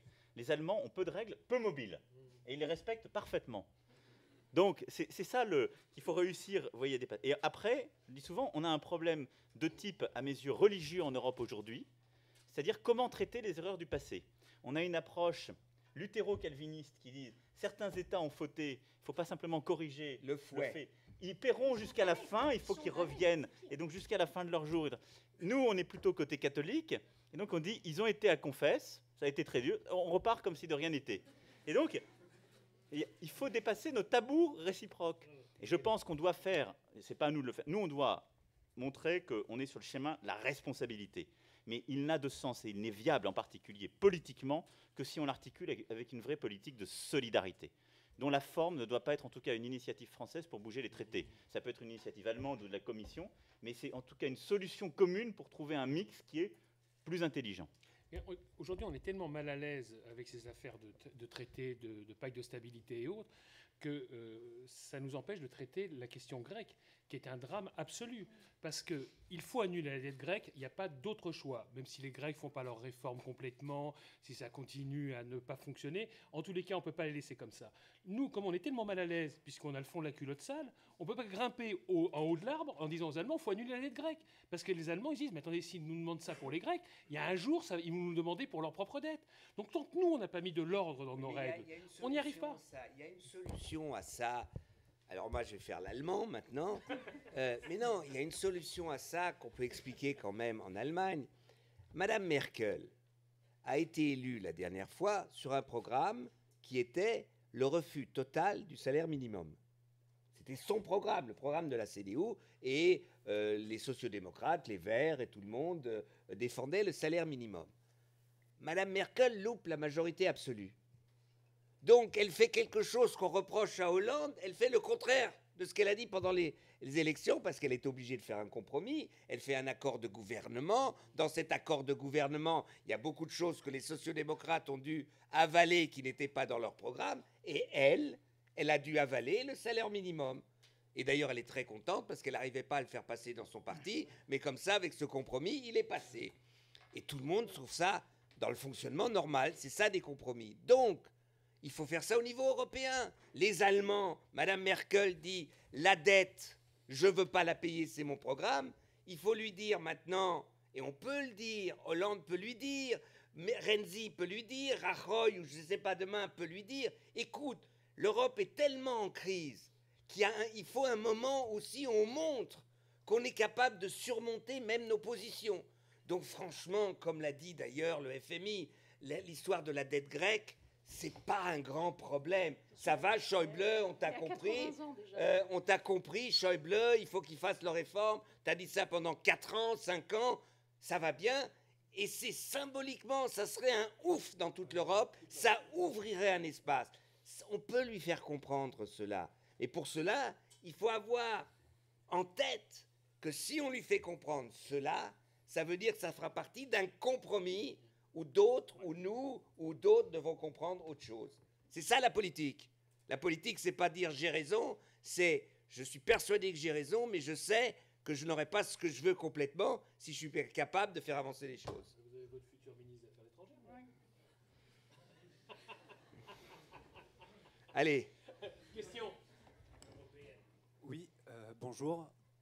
Amin Lazrak du Sciences Po Master Politique Publique. J'ai une question qui s'adresse à M. Macron. Vous avez fait une remarque intéressante quand vous avez souligné l'idée de convention démocratique, l'idée d'aller auprès des Européens et de demander leurs avis à propos de thèmes différents. Et pourquoi pas même organiser des voyages entre des citoyens allemands qui viendraient débattre en France à propos de ces thèmes. Et du coup, j'ai trouvé cette approche bottom-up très intéressante. Et puis vous avez rajouté une petite phrase qui a semé le doute en moi quand vous avez dit l'opinion publique, ça se travaille. Et là, je me suis dit, ah mince, encore l'approche ancienne et qui n'a pas réussi de top-down. Et du coup, je voulais une réponse par rapport à cette remarque, parce que c'est justement cette approche top-down qui nous a mené à la situation, au désamour de certains Européens. Alors d'abord, je pense que ce n'est pas uniquement l'approche top-down qui mène à ce désamour, parce qu'il y a beaucoup de top-down dans la démagogie de celles et ceux qui sont en train de détricoter l'Europe et dans les mensonges. Dany rappelait ce que Farage a réussi à faire en 48 heures. Dans les mensonges des eurosceptiques, des nationalistes, des souverainistes français aussi, allemands et de tous les pays, il y a beaucoup de top-down. Hein. Et souvent, en revendiquant le peuple comme le Graal, les gens mentent et disent des absurdités, au fond, plus grosses que les autres. Par contre, ce qui est sûr, c'est qu'aujourd'hui, on ne fera plus avancer l'Europe à l'abri des peuples ou à l'insu des peuples. Je veux dire, la méthode initiale, ça ne marche plus parce que nos opinions publiques n'ont pas le même rapport à la décision. Et le bon gouvernement, ça vaut au niveau national comme au niveau européen, c'est quelque chose, justement, où, en effet, l'opinion publique se travaille. Ce n'était pas pour dire une main cachée d'en haut doit aller vendre des messages. D'ailleurs, ça ne marche plus, ça marche de moins en moins. Mais ça veut dire qu'il faut que les messages se structurent. Ça veut dire qu'il faut que le projet puisse se constituer. C'est pour ça que ce que je disais tout à l'heure sur l'idée d'un référendum européen, à la fin, à la rigueur, pour moi, c'est de rang 2. La question, c'est comment on fait naître un projet. Pour moi, le référendum, c'est une modalité. La question, c'est le projet, le fond et les modalités de ce projet. Et le projet, c'est comment inventer une vraie souveraineté européenne et ses termes. Donc il doit y avoir un travail au niveau des gouvernements, des parlements, mais je pense très profondément qu'il doit y avoir dans les peuples européens un travail approfondi, organisé dans les prochains mois. Et donc cette convention démocratique, moi ce que j'appelle de mes voeux, c'est qu'elle puisse être faite dans les 27 États membres, et ça ne doit pas être en effet des débats nationaux sur l'Europe, parce que ce qui nous a coûté dans le cas britannique, c'est que ça a été un débat national et donc tiré à des fins nationales sur l'Europe. Si vous faites un débat dans les 27 pays, vous parlerez de l'Europe vis-à-vis du reste du monde, de notre ambition commune sur l'Europe. Et vous ne pourrez pas laisser, en quelque sorte, le micro à des gens qui iront raconter « je vais piquer l'argent de l'Europe pour le NHS ». Ça ne marchera pas. Donc, moi je pense que quand j'ai dit ça se travaille, c'est-à-dire ça s'organise. Je crois assez peu au référendum sur les questions du passé. Assez peu. D'ailleurs, le référendum britannique, c'était un référendum sur les questions du passé. C'est ça qui est terrible. Je trouve qu'on a, nous, dans les décennies qui ont précédé, réussi à avoir des référendums. Moi, j'étais à l'époque plutôt ado, mais j'ai un très bon souvenir du référendum de 92 sur Maastricht. Il y avait eu un vrai débat. Non, mais il y avait un vrai débat sur l'Europe démocratique. On a été dans le fond du sujet, où il y avait des confrontations sur vraiment... Et donc, c'est ça qu'il faudrait essayer de retrouver, pas dans le cadre d'un référendum, parce qu'il y a aujourd'hui un fracas tel, mais dans le cadre de ces conventions démocratiques, pas du tout pour manipuler les opinions publiques, mais pour réussir à structurer, au fond, la nature des débats publics et d'aider aussi à l'émergence d'une opinion publique à 27. Je veux dire, ça rejoint tout à fait l'idée de Danny Cohn-Bendit sur cette part proportionnelle des parlementaires européens, mais il faut qu'il y ait le cadre d'une opinion publique à 27. Si on pense qu'on a des enjeux communs, qu'on a une souveraineté commune, ça n'enlève rien, mais il faut ce cadre. Juste pour répondre à cette question, parce que la question de l'interaction entre ceux qui gouvernent et les populations n'est pas seulement posée pour l'Europe. Donc, ce besoin, d'abord, à mon avis, on pourrait l'avoir en France sur d'autres sujets. Je pense qu'il faut arrêter de dire l'Europe est un sujet à part, et l'Europe, on lui met toujours la barre plus haut. C'est-à-dire que les commissaires, ils passent des auditions au Parlement comme on n'en a jamais eu pour aucun gouvernement. Pour le TTIP, on dit « Ah, mais la transparence n'existe pas ». Mais à Londres, récemment, dans un débat, je me suis amusée, parce que vous savez que le FCO, le Foreign Office, a des papiers confidential, secret, il les mange à la fin des réunions. J'ai été diplomate. Et je leur ai dit « Mais quand c'est le FCO qui négocie, ça ne vous gêne pas que ce ne soit pas transparent ?» Donc, OK pour changer la méthode si on la change pour tous les niveaux de gouvernement. D'abord, c'est la première chose à se mettre dans la tête. On a un problème de démocratie en général.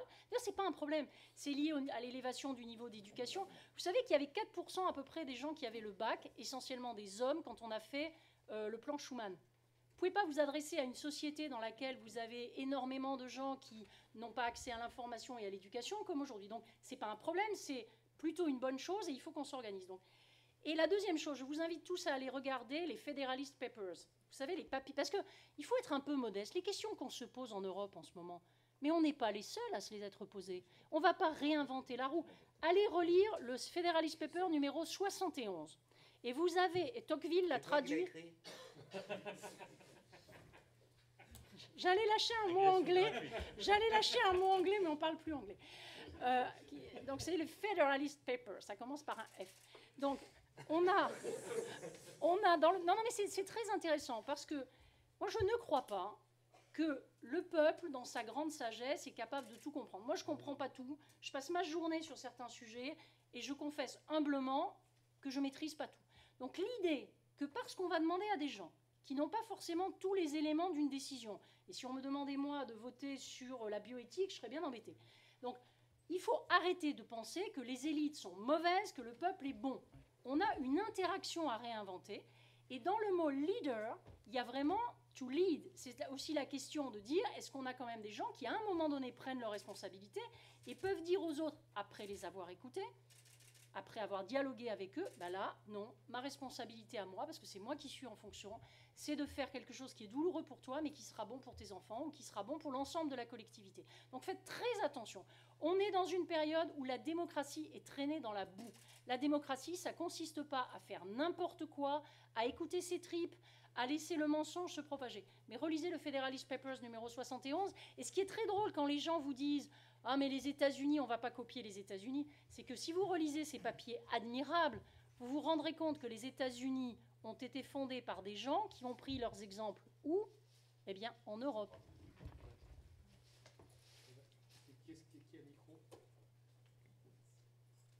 Oui, bonjour, je m'appelle Kevin Bangrat. Je m'appelle Kevin Bangrat, je suis membre de l'Union des fédéralistes européens et j'ai fait une veille sur le Brexit pour mon association. Alors le Brexit, la campagne sur le Brexit m'a marqué parce qu'il y a eu notamment un argument de Michael Gove, qui est membre du gouvernement de David Cameron et qui est favorable au Brexit. Et Michael Gove a dit Europe is a sinkhole of innovation. C'est-à-dire en fait que l'Europe empêche l'innovation de se développer. Et on le voit bien quand on constate qu'il y a beaucoup de sociétés américaines comme Google, Apple, Facebook, Amazon, Uber, qu'on ne retrouve pas en Europe. Et donc c'est un vrai problème pour la croissance et pour l'emploi. Et je pense que l'argument de Michael Gove, c'est le meilleur argument de la campagne pour le Brexit. Donc j'aimerais vous poser une question technique. Est-ce qu'il n'est pas temps de mettre en application les objectifs qu'on s'est fixés dans le traité de Lisbonne, pas dans le traité de Lisbonne, dans la stratégie de Lisbonne, dans la stratégie Europe 2020, qui fixe un objectif d'investir, je crois, 3% du PIB dans la recherche et l'innovation. N'est-il pas temps aussi d'écouter les technocrates qui disent ça ? Parce qu'on critique beaucoup les technocrates, mais on oublie que parfois ils disent de bonnes choses, comme par exemple qu'il faut investir plus d'argent dans l'innovation, dans la croissance et dans l'emploi. Et j'aimerais vous dire aussi, on parlait tout à l'heure de mouvements politiques nouveaux. Moi, j'ai adhéré à En Marche, parce que je trouve qu'à l'heure actuelle, c'est ce qu'il y a de mieux. Voilà. Mais je pense qu'il y a d'autres offres politiques qui sont intéressantes en ce moment, notamment l'offre du Parti fédéraliste européen. Et l'avantage du Parti fédéraliste européen, c'est qu'il a cette logique fédérale, justement, avec un parti fédéraliste, un parti fédéraliste pour toute l'Europe et des antennes locales. Et moi, je me demande finalement si le Parti fédéraliste européen, il n'a pas le défaut d'être un squelette sans la chair. Et je veux dire par là, il a ce squelette fédéral, cette structure fédérale qui correspond finalement à ce que devraient avoir les partis politiques d'aujourd'hui, mais il n'a pas la chair, il n'a pas les militants. Et vous, Emmanuel Macron, vous avez la chair, vous avez les militants, mais vous n'avez pas le squelette. Vous n'avez pas ce squelette fédéral. Et finalement, aujourd'hui, si on veut parler d'Europe, est-ce qu'on peut le faire sans avoir une logique fédérale de partis ? Voilà. Est-ce que vous ne devriez pas, d'une certaine manière, envisager des alliances ou des rapprochements avec le Parti fédéraliste européen ou quelque chose qui s'en rapproche ? Sur la partie politique, je vais vous laisser répondre. Sur ce que vient de dire le gouvernement, enfin le ministre anglais, là, dont j'ai déjà oublié le nom. Michael Gove. Là-dessus, ça fait 25 ans que je suis en poste à Bruxelles, cher monsieur. 25 ans. 25 ans que je vois les Britanniques massacrer de l'intérieur toute tentative européenne d'alliance entre les grandes sociétés, de constitution effectivement d'équivalent de ce qui s'est fait aux États-Unis, refusant tout protectionnisme quel qu'il soit. Je les ai vus en train d'essayer de tuer de l'intérieur le satellite, le GPS, le Galileo. C'est eux qui ont voulu le tuer. Quand on a voulu effectivement protéger, faire une sorte de grande muraille numérique comme ils l'ont fait en Chine pour qu'il y ait des Amazon, Google, etc. européens. Qui s'y est opposé ? Qui était le porte-avions américain en Europe ? C'était eux. Et ce type ose dire ça et vous trouvez qu'il a raison ? Mais ce type, attends, il y a un truc plus drôle. Merci, mais ces types ont été des assassins de l'innovation en Europe. Non, mais pas. Mais il est lucide, passe. Il a le sang sur les mains. Oui, mais ce type devrait se faire harakiri plutôt. Non, mais d'abord, sur ce sujet-là, je vais vous dire que vous trouvez que c'est un argument pertinent. Ça a été un des arguments les moins efficaces de la campagne. Je me souviens parce que Hill, qui vient de démissionner, qui était un des libéraux qui avait fait campagne contre l'entrée dans l'euro, qui était très proche de Gove, etc., avait dit que c'était leur stratégie, c'est-à-dire d'essayer de convaincre les Britanniques que l'Europe, c'était un coup d'opportunité, au fond, que l'Europe, c'était ce qui a empêché la Grande-Bretagne de réussir dans le vaste monde, et de dire que... Et ils ont en effet eu tout ce début de campagne, qui était assez propre, assez CSP+, pour retourner... Ça a complètement loupé. Et après, le vrai sujet, et d'où l'embarras d'ailleurs des Gove et compagnie, qui est plutôt un type propre sur lui, c'est que c'est l'argument Farage qui a gagné. C'est-à-dire les arguments les plus populistes. Il faut bien voir que le non britannique et la remontée dans les sondages a gagné, non pas sur les arguments que vous citez, mais sur les arguments hyper populistes. Maintenant, si on en vient au fond, c'est un élément culturel que peut dénoncer Gove et auquel on peut adhérer. Il n'a pas besoin de l'Europe. C'est une préférence pour la précaution plutôt que pour l'innovation. Ce n'est pas du tout un sujet européen. On l'a en France. Regardez la nature des débats qu'on a sur énormément de sujets. C'est un sujet culturel. Mais plus largement, et c'est là où, quelque part, il est dans son propre paradoxe, ce n'est pas des sujets de budget européen. Les cas que vous citez sont faits, hormis l'exemple peut-être un peu à part de Tesla ou de SpaceX, les autres se sont faits à base de budget privé. Donc ce n'est pas le fric que vous mettez dans le budget communautaire. Hein. C'est un écosystème d'innovation que vous arrivez à créer. Je suis désolé, il existe dans beaucoup de capitales européennes. Cambridge, Oxford sont des beaux exemples. On l'a en France, etc. Pourquoi on n'a pas de géants comme ça? Parce qu'on n'a pas encore aujourd'hui le marché domestique pertinent. La grande force des leaders de l'Internet, c'est que leur marché domestique, c'est les États-Unis. Nous, on a 28 marchés. C'est l'exemple d'Hollywood. Oui, c'est les films. Et après, ça vient exactement. Exactement. Ensuite, le capital, il faut dire ce qui est. Il y a une accumulation de capital là-bas. Mais après, ça crée des tas de déséquilibres. Et donc, je ne suis pas sûr. Il ne faut pas avoir une distorsion cognitive non plus et penser que c'est le nirvana. C'est-à-dire que c'est formidablement... c'est superbe ce qu'ils ont réussi. Maintenant, ça crée plein de déséquilibres. Et je pense que nous, on pense aussi les éléments de régulation. Mais il faut être très bon là-dessus. Mais pour moi, le vrai rempart à l'innovation, il est beaucoup plus culturel. Beaucoup plus. Et il est parfois dans notre préférence à penser l'ancien monde. Et donc, on innove quand on arrive justement à se projeter. C'est beaucoup plus ça qui, parfois, bride les Européens qu'un sujet de politique communautaire comme Gove a pu le citer. Mais surtout et enfin, politiquement, technologiquement, scientifiquement, quand on joue sur les peurs, quand on a le cynisme de jouer sur les peurs, alors on donne raison, en effet, à ceux qui sont contre l'innovation. Ce qui vient de se passer en Grande-Bretagne, c'est de l'anti-innovation. Ce dont on parle depuis tout à l'heure, alors on peut être d'accord, pas d'accord, mais enfin, l'Europe, elle est caractérisée par une chose. C'est l'une des plus belles innovations politiques des 40 dernières années. Et l'innovation politique, ça va avec l'innovation entrepreneuriale, technologique, scientifique, académique. C'est qu'on n'a jamais inventé dans le monde, et en particulier en Europe, un système politique fait d'équilibres qui permettent d'avancer et qui sont non hégémoniques. Jusqu'à présent, on avait eu des empires, on avait eu des hégémonies de l'un sur les autres, on n'avait jamais trouvé ça. Alors oui, c'est plus dur, oui, parfois on doute, oui, parfois il y a des démagos, mais on va y arriver. Et vous avez raison qu'il faut ensuite démultiplier, quand on pense ça, ces points d'appui politiques au niveau européen. C'est ce qu'on va entreprendre au niveau d'En Marche, pas forcément en ayant une approche uniquement fédéraliste, mais en trouvant des partenaires et en développant à Bruxelles et dans d'autres capitales cette approche. Ah bah c'est bien. Là, on termine justement par le mouvement. C'est quand même assez fantastique. Je trouve que là, on a fait la boucle. Très professionnel. Bravo, monsieur le ministre. Bah, écoutez, merci à vous. Voilà, parce que je crois qu'on est tous en train de... Moi, j'ai déjà perdu 2 kilos, Dany 5. Donc, il est temps d'arrêter. Merci à vous tous de votre attention et espérons que vous allez réussir à relancer l'Europe. Oui, mais il a déjà quelques messages à faire passer. Hein. Allez, je n'en peux plus. Il faut que je sorte, je suis mais littéralement trempé. Littéralement trempé. Non, mais là, moi,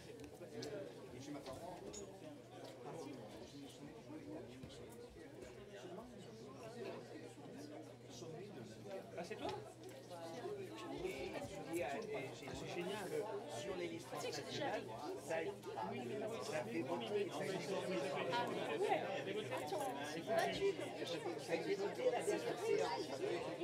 Donc, on peut partir de là. C'est-à-dire, ça peut être utile. Oui. C'est pas l'idée d'un directeur. Non. Vraiment. Démocratique. Bon.